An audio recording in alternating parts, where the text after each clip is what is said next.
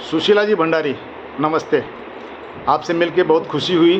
जी भैया। जैसा सुनने में आया है जी। कि आपने गंगा के लिए और हिमालय के लिए अपना सारा जीवन समर्पित कर दिया, तो ये प्रेरणा आपको कहाँ से मिली और ये कब से शुरू किया आपने? मैं सुशीला भंडारी, केदारनाथ घाटी से, और ग्राम सभा रेडी मेरा गांव है। ये प्रेरणा बचपन से मेरे माता पिता के इससे मिले कि माता पिता ने बहुत सारा जंगल बनाया, जंगलों की बचाने का प्रेरणा उन्होंने हमको दिया।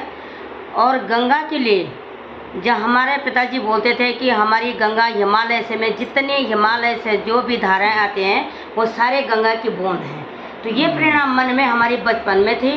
तो उसके बाद जब ससुराल में आए तो ससुराल में भी बहुत व्यस्त रहे इधर उधर पर, लेकिन जब 2006 से हमारे उत्तराखंड केदारनाथ घाटी में जल विद्युत परियोजना का शुरुआत हुआ, वहाँ पे लय को ये ब्यूंग भाटा में सीतापुर और सिंगोली भटवाड़ी, तो जब वो हमारे गांव में आए थे तो हमको लगा कि हमारे गांव में 2098-99 में जो भूकंप आया था ये इसकी परीक्षण कर रहे हैं कि यहाँ ये ज़मीन कितनी कच्ची है, कितनी मजबूत है। वो हमारे घरों में, हमारे छतों में और हमारे खेतों में गए तो हमने उनको पूछा, वो माने बोलते नहीं थे।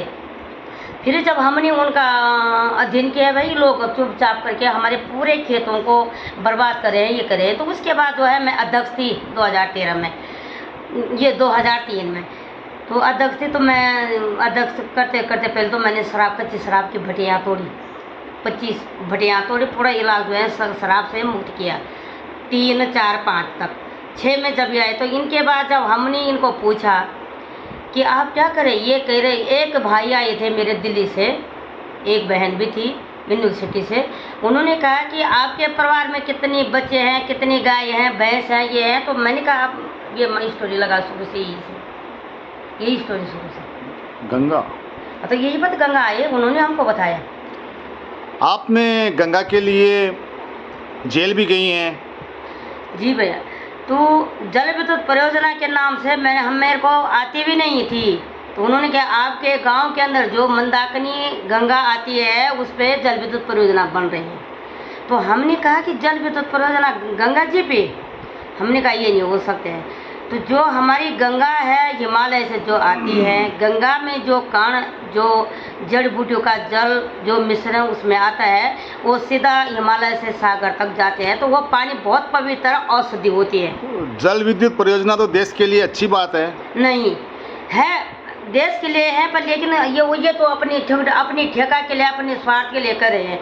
कहाँ बिजली के नाम से उन्होंने पूरा पहाड़ को खोखला बना दिया, हिमालय को खोखला बना दिया। इन्होंने जो है कंपनियों के हाथ में हिमालय को भी बेच दिया। तो क्या हिमालय का पहाड़ पत्थरों का नहीं बना हुआ है?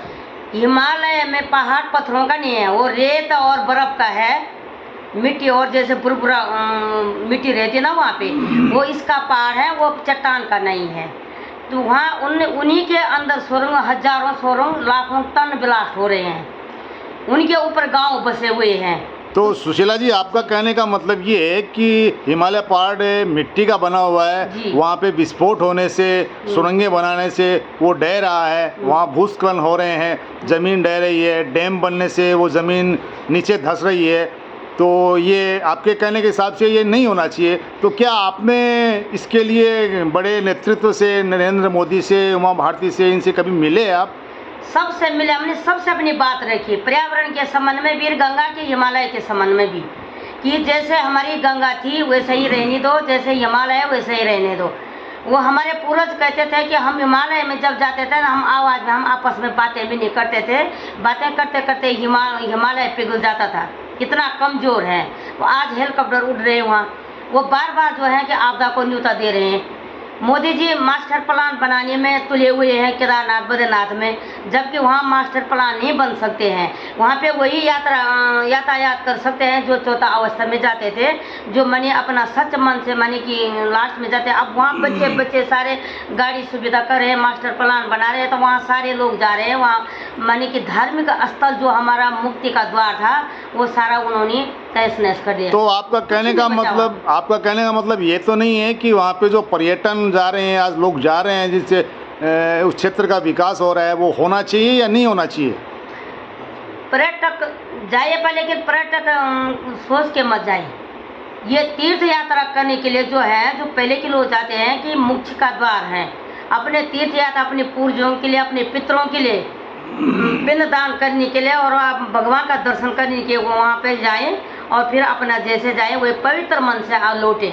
ये नहीं वहीं पे आप शराब जा रहे हैं, वहीं पे अंडे जा रहे हैं, वहीं पे मीट जा रहे हैं, वहीं पे सब कुछ कर रहे हैं। ये ऐसे पर्यटक हमको नहीं चाहिए, इसका हम बिल्कुल विरोध हैं। और धार्मिक भावनाओं को ठेस पहुंच रही है। जो वहाँ का असली रूप था बद्रीनाथ का और केदारनाथ का, वो धीरे धीरे खत्म हो रहा है। वो धीरे धीरे खत्म हो रहे हैं। तो आप हमारे प्रधानमंत्री जी को क्या कहना चाहेंगे इसके बारे में? ऐसा होना चाहिए या नहीं होना चाहिए? मैं तो सीधा कहना चाहती हूँ कि प्रधानमंत्री जी को, आप हमारे देश के प्रधान हैं, आपको जो है कि हमारे बद्रीनाथ केदारनाथ गंगोत्री में ऐसे पर्यटन स्थल मत बनाए। जो पूर्वजों के ज़माने से जो बने हुए थे उन्हीं को रहने दो। जो हमारी संस्कृति है, जो हमारी परंपरा है, जो हमारी मर्यादा है, जो सीमा है, उन्हीं को रहने दो। उसे छेड़छाड़ करने से जो है कि बार बार आपदा को न्योता दे रहे हैं और बर्बादी कर रहे हैं। धन्यवाद सुशीला जी, आपसे मिलकर बहुत खुशी हुई। आपने जो हिमालय के लिए, केदारनाथ के लिए, बद्रीनाथ के लिए जो चिंता व्यक्त की है, वो आपकी बात माननीय प्रधानमंत्री जी तक पहुँचे और वो इसके लिए सोचें कि ये धार्मिक स्थल है, ये पर्यटक स्थल नहीं होना चाहिए, ये वहाँ हनीमून नहीं होनी चाहिए। वहाँ धार्मिक आस्था और धार्मिक भावना से लोग जाए और इनका मूल स्वरूप ख़त्म नहीं हो। धन्यवाद, धन्यवाद।